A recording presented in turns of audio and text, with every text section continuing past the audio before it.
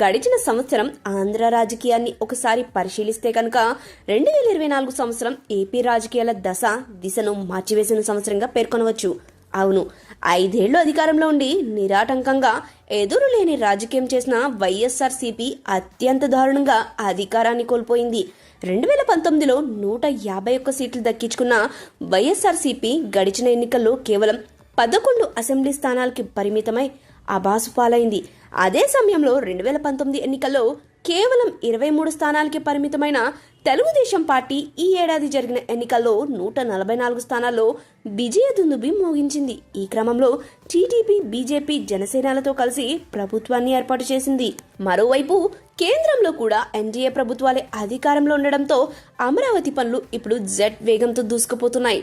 TDP, Janasena, BJP కూటమిగా పోటీ చేసి 164 స్థానాలను దక్కించుకోగా టీడీపీకి 45.60% ఓట్లు, వైఎస్ఆర్సీపీకి 39.37% ఓట్లు మాత్రమే దక్కాయి.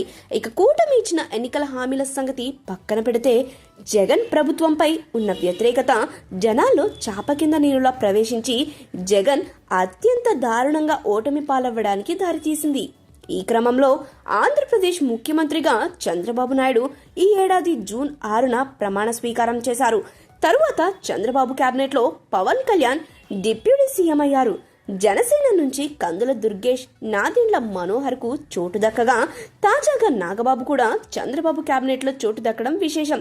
ఇక అధికారానికి దూరం కావడంతో వైసీపీ నాయకులు ఒక్కొక్కరిగా ఆ పార్టీని వీడుతున్నారు. ఈ నేపథ్యంలోనే మాజీ డిప్యూటీ సీఎం ఆళ్లనాని, మాజీ మంత్రి మోపిదేవి వెంకటరమణ, మాజీ ఎంపీ బీదా మస్తాన్ రావు వైఎస్ఆర్సీపీని వీడి టీడీపీలో చేరడం జరిగింది.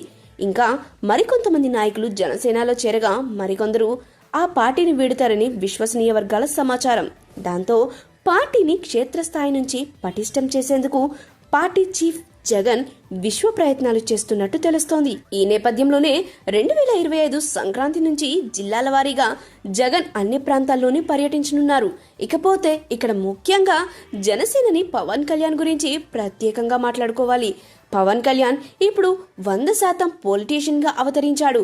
పవన్ కళ్యాణ్ జనసేన పార్టీ ఏర్పడిన సరిగ్గా 10 ఏళ్ల తర్వాత ఆంధ్రప్రదేశ్ రాజకీయాల్లో తనదైన స్థానాన్ని సుస్థిరం చేసుకున్నాడు.